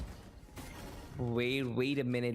It's still not over. It's still 2v3 right now. VLT can actually make this work, but FS, they are in this as much as VLT are. There is one guy before who has been caught with his pants down. Not really a cracker for game. Not really the best starts in this one. Helef hears him. He knows exactly where the players are. The recon that will be destroyed has a hint.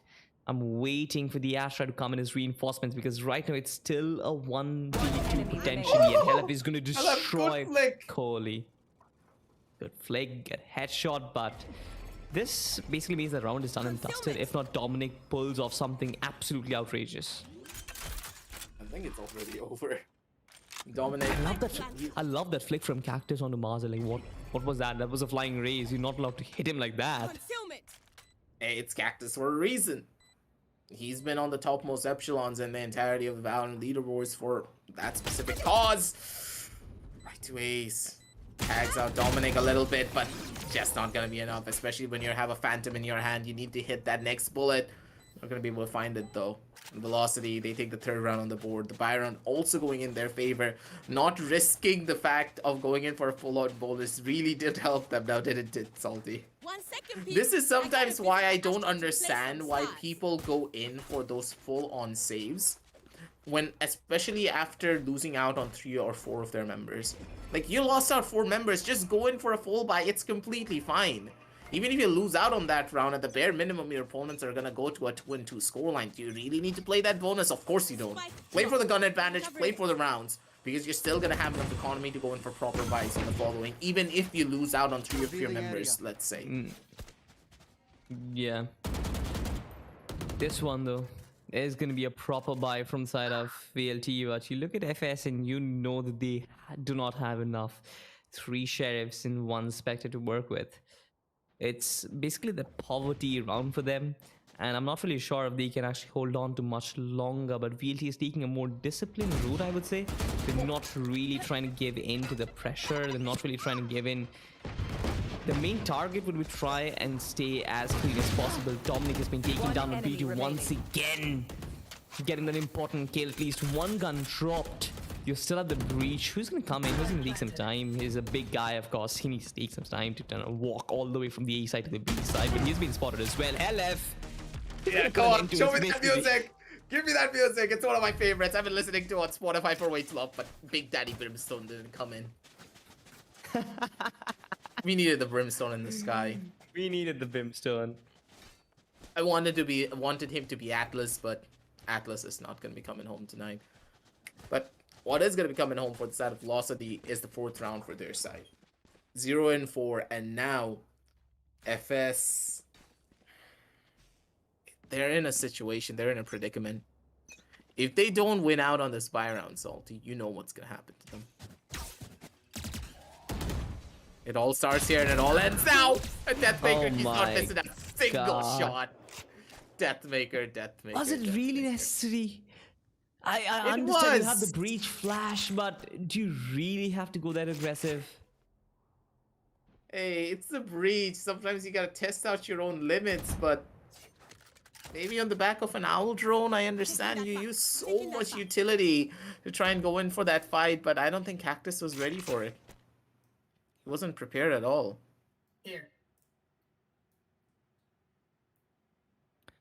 Vipor trying to buy as much time as he can, but Here. this round has actually turned really slow. None of the players are moving right now. No maneuvers whatsoever. B2 spots up before first, takes him down as well.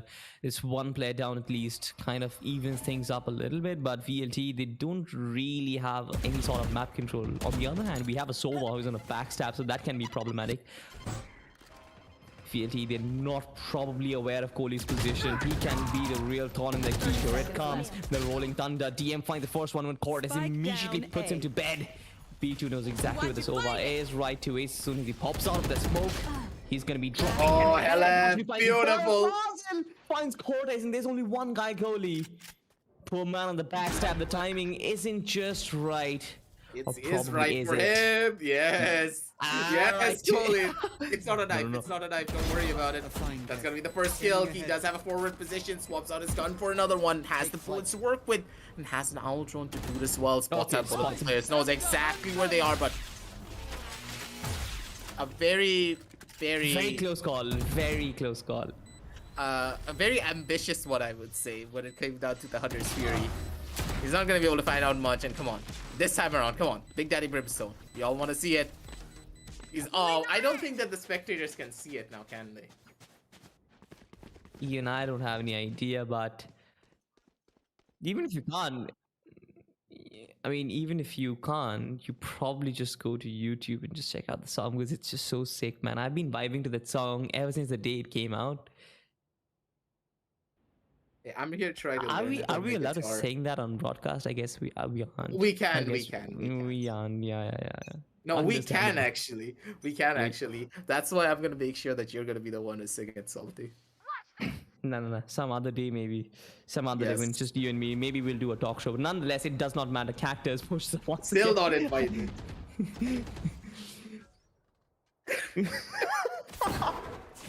And Cactus was not invited as well. Cactus is like, nope, Deathmaker, I'm not doing this, not today. And Deathmaker didn't even care, man. Deathmaker didn't even turn around. That's how much he believes in his teammates. He didn't even turn around when Cactus just came around the corner. Gave like no two dams. The knives are ready. I'm pretty sure the boombot doesn't spot him.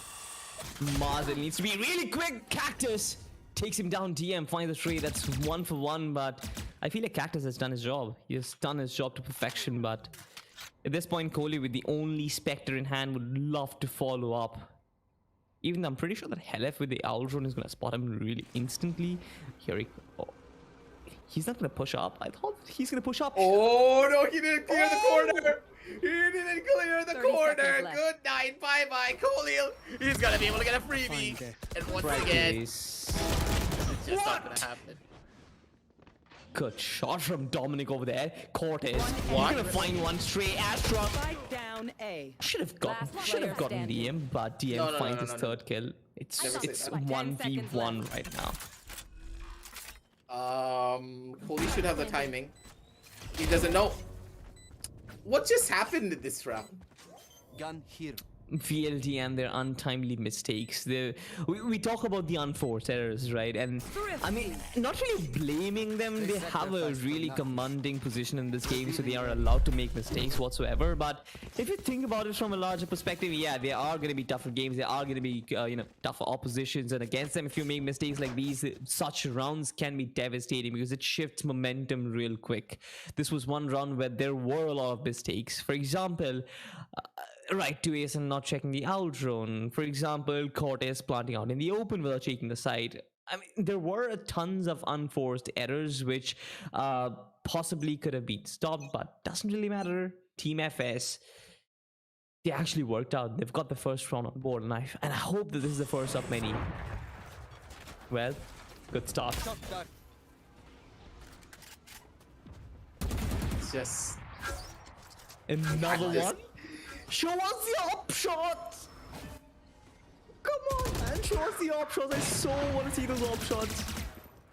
What I really want to see is Cactus now possibly going in for one more kill. He's in the smokes. He's in the fight with Cactus. No.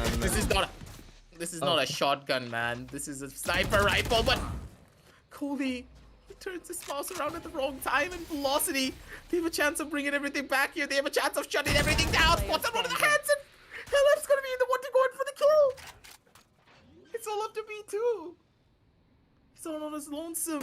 Spike He wants planted. to try and go in for the side take, but that's not gonna happen, not today. How do they do it? The spike is literally straight up in front of them. There's a Sova on the other side, man. There's an Astra Star on top of it. He's gone. He has nothing. He's dead. He's dead. Well, maybe he mean- can get a consolation kill for himself. Sova Yeah, Yeah, that's he what- does. Gets the first one, raises up another guy, really ambitious, hell in position. Okay.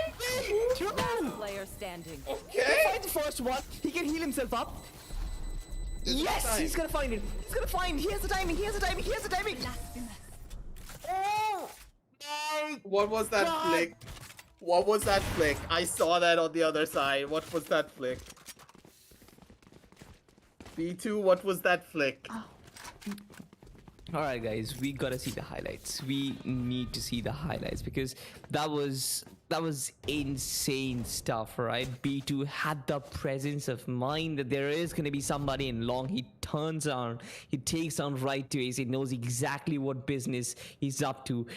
Picks up Cortez from the realms of death. He knows that, all right, boy, you've got some job to do, and he did so. I mean, even if the contribution was null, B2, he needed some sort of backup, and Cortez provided him exactly that.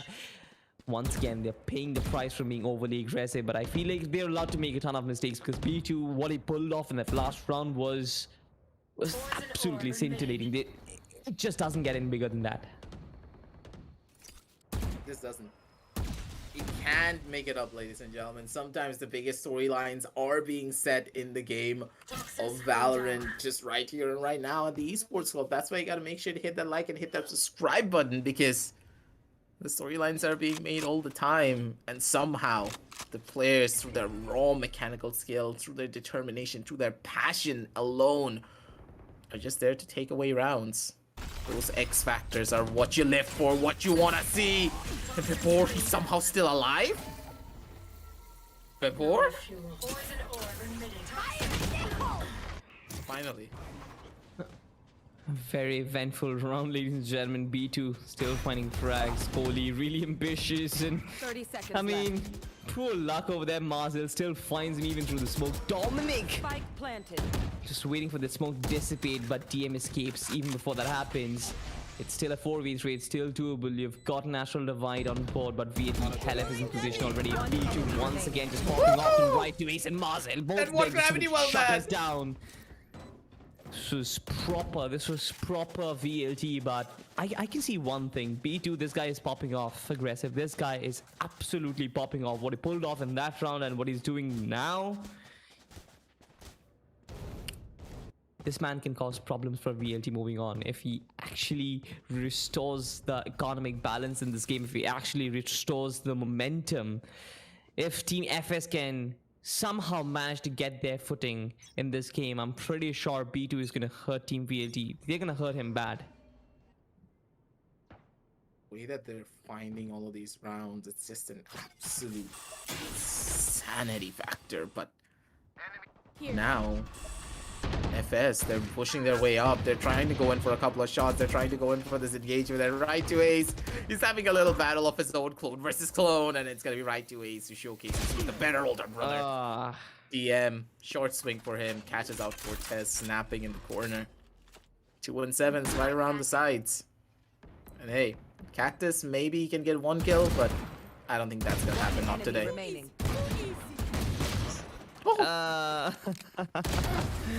Oh my god, it's Young fine. Song! Marzel. Mars will finally find the frag. 2-7. I mean, aggressive. It's actually pretty similar to the storyline that we indicated in the first game as well. You see, it's still 72. This is VLT on the attacking side with an attacking side at composition. And once again, they're actually rolling away from the shots. They're actually taking the game away from Team FS right when it begins. A 10-2 once again in your books. What do you think? Just, I mean, it is. I don't for think me. it's gonna happen. Not today. Not on the map of Bind, at least. I'm expecting an 8-4 scoreline going in the favor of the side of Velocity, but Okay. that's it. An 8-4 should be there. There's no reason why FS are not gonna be the ones to do it. And Cactus on this operator, he could just be that difference maker. Now he's on his main agent. Now he's on the Jet, which he gets the most impact out of any other character. Yeah, his Killjoy is good, but his Jet is just on another level. This is a battle that we've been hoping for. He was on this player spotlight for a reason, and if he's able to show himself up, that's gonna be good. But one small miss and a good jiggle from Vivor. That's all that it takes to break it all down. This is a 4-stack. Sorry, this is a 3-stack down towards the A side. If they go in for this, not only are they dealing with 3 people, a Rolling Thunder, a Resurrection, and there's a Hunter's Fury just waiting for them on the other side.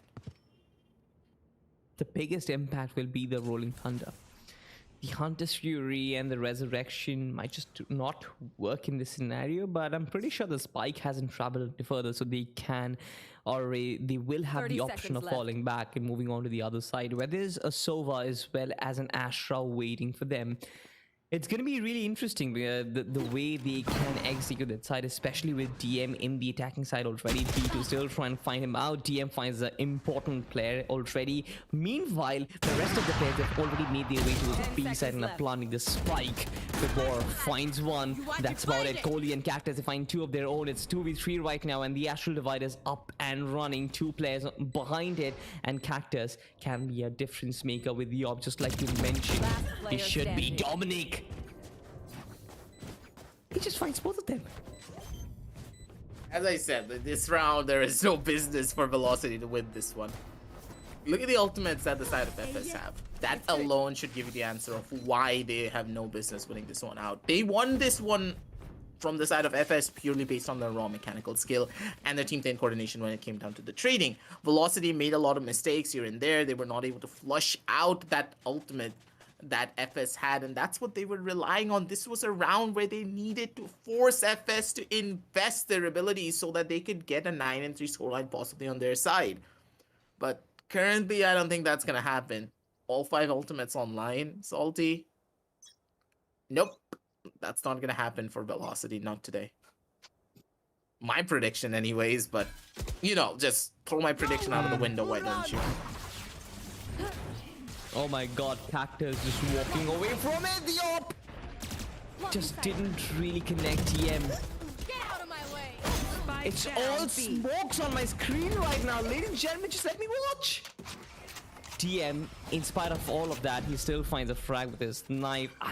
I just thought that this was all smoke. I just thought that this is probably smoke line.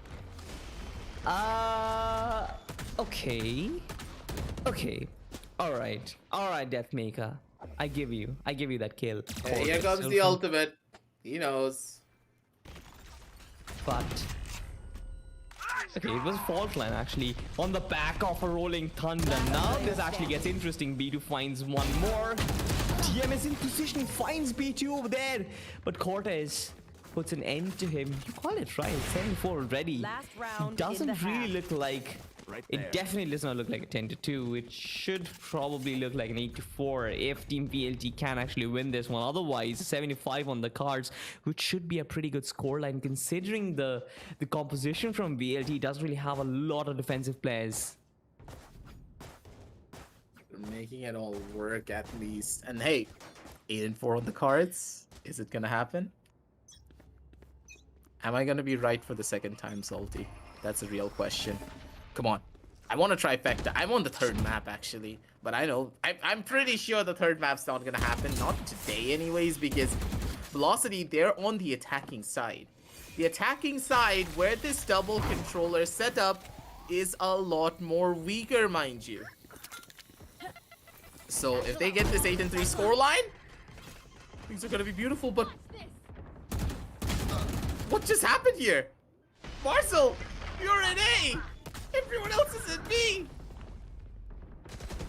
This man wants to lurk. This man lurks. If he is playing a Cypher, this man lurks. If he's playing a Raze, it does not matter. Kohli, though, just walking past all of these players from Look at BAT. that fight here on A. Look at the fight on A.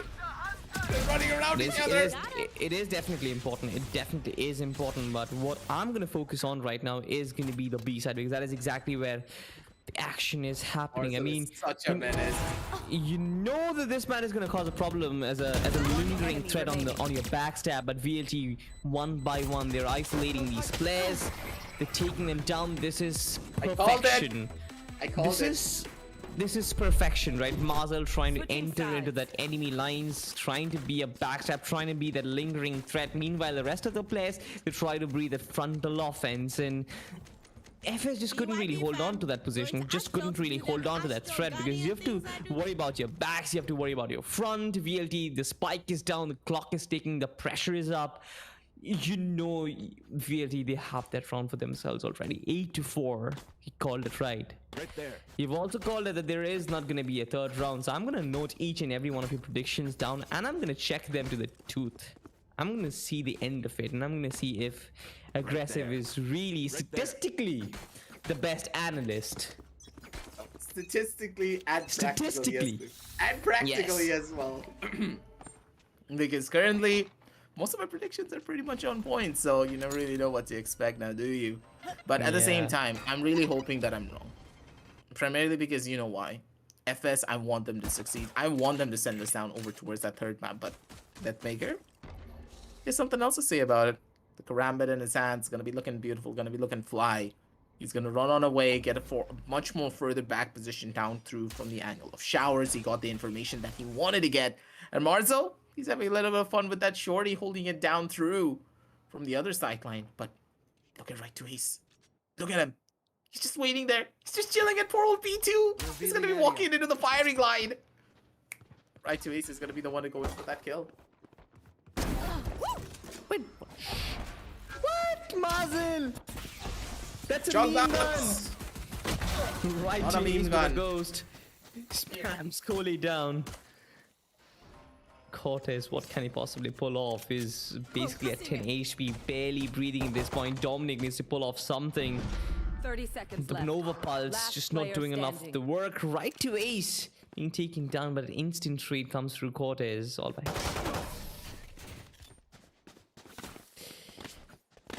Ninth round already.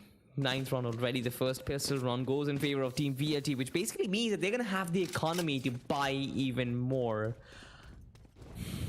What can Team FS possibly do? What can they possibly do aggressive? Like, what do you think they're doing wrong at this point, apart from losing the duels?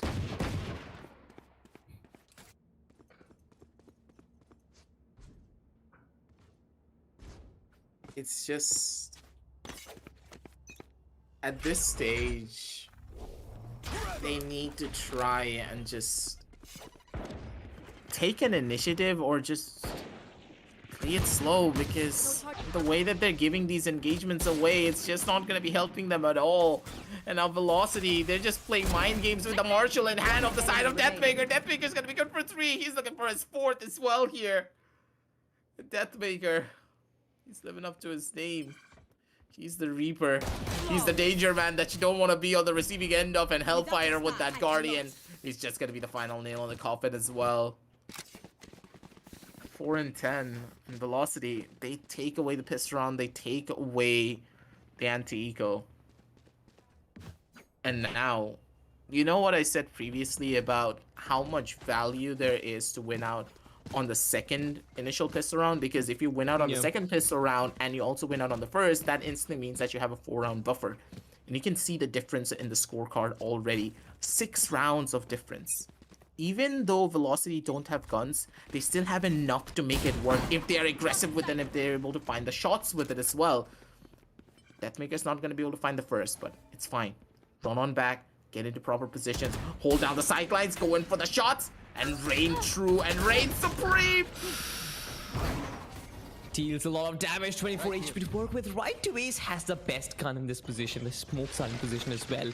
Marza playing with a Judge. Right to Ace playing with an Ares. This looks like a meme round for Velocity right now. Currently, the spike goes down Team FS, wanting to be as lethal as possible. Here it comes, the bullets doing a lot of damage. Cactus being taken down as well. Even though the wall is up, I feel like the postal positions are a little bit weak. I feel like, especially when VLT, when they start going for their retake, they will have enough openings to make this work. Dominic is holding this position. Of course, Fibor is going to catch Kohli napping. He's going to catch a lot of these players napping as well. Look at the flyby. We saw that all on our screens and third-person perspective. That was perfect. Here it comes. Right to Ace. Cortez has to give up. This was a sort of a bonus round for VLT, but even that works in their favor. Nothing is going their way. You look at the way Deathmaker makes it work, right? He gets a lot of information to work with, and in spite of that in spite of him being taken out, in spite of it being a 4-5 in that round, the retake was made possible. It's all these players and their coordination that actually makes it work. You've got a player in backstab. The backstab is on time, is the sweet spot of Mazel using those satchels, and there's another player, Vibor, who comes in from the back lines, right to Ace pulling his trigger. Everything is so well synchronized. It looks like Melody at this point. DM! This man falls free and he gets away with it. This is murder! This is daylight murder! Well, I think we know who Jack the Ripper was back in the England times. It was Deathmaker and his past life. Deathmaker's looking for his ace. Give this man an ace. Give this man an ace. Just give he it to needs him. to find Come on, Kohli. He gets it. He gets it. He gets it as well. In your faces. It's There's Deathmaker. literally nothing that you can do to stop him. He's gonna get in obnoxious positions. We talked about it, right? This man is both composed. He is composed as well as he's as flamboyant as it gets. He got himself into cubby.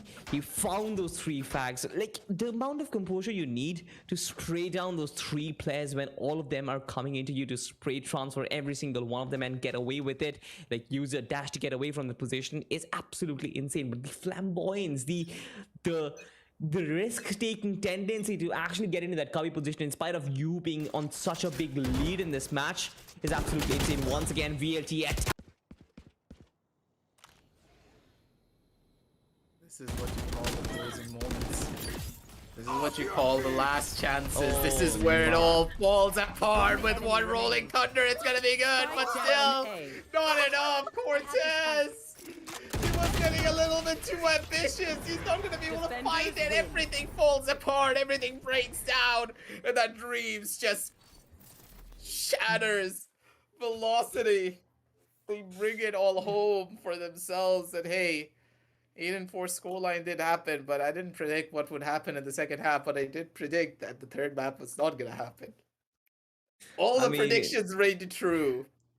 I called it. All of them. The third map not happening, the first game, the first half being 10-2, and this one being 8-4 aggressive. I really gotta give it to you. But man, Vibor, what was that? He deploys his snake bite right at death. He was dazed completely with rolling thunder, and Cortez was like walking past, and he thought that he's gonna get a free kill with the opponent being dazed. But little did he know that floor is lava, or rather poison. It does not really matter because VLT, they've got their first victory in FS. They are going down to the lower brackets, which I'm not really sure I would say this, but I feel like this is a good thing for them because the lower bracket is exactly the position where the pressure is up and FS can actually get into the iron blender, get into the I don't really, what do you call that, where you actually prepare raw materials, you light up diamond and you actually burn coal to make the best metals out of it. You basically understand blast this, furnace. Blast yeah, furnace. the blast furnace. Yeah, exactly. I was a little bit weak in chemistry, but doesn't really matter. I feel like that is exactly where FS is going to become a better unit and a better team, and next season we might actually see a better side. But this time around, I feel like there's a journey left for them as well. What do you think, Aggressive? Yeah, we're going to be looking at that journey a little bit here and see exactly what went wrong for them as we do head on over towards some match highlights. It just, hey, like, the thing is, they still have lower brackets to work with, so they're not out of this tournament just yet, but the showing from FS, they have the aim. Once again, it feels like they're retracting back to the FS that we knew from back in the old Fangs days. They're good. They're strong. They have the potential, but they just break apart when it comes down to the team play and coordination. I have no idea what was going wrong for FS throughout this entire game. I was trying to give them some words of advice, but the fundamental mistakes, man, the fundamental flaws of not being able to trade, not setting up proper crossfires with one another. Yes, on some rounds they had it, but on others, it felt like they had no idea what they were doing.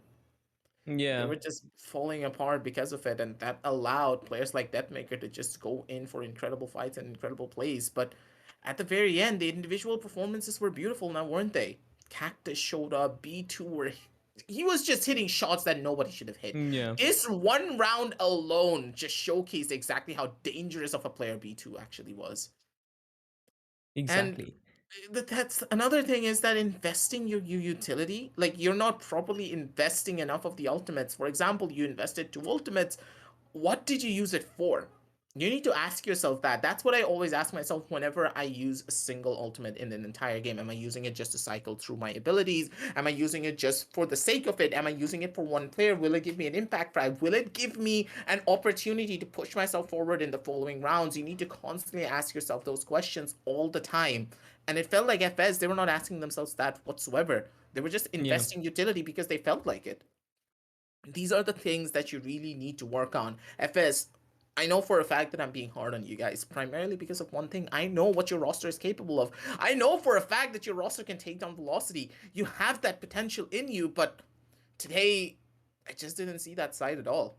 yeah, Today, it just felt like a ragtag group of friends coming on down together to play some Valorant here today. It's rough, exactly. it's tough, but you know the truth will hurt. But hopefully, the truth will help you move forward and grow to be something even better, even stronger. That's what we are hoping for. And as we look at the scorecard here from the satisfy.gg, Salty, Deathmaker, he's got to make sure he got that even number. 444 ACS, 27 kills. He's on fire. Absolutely triple four, an ACS of triple four.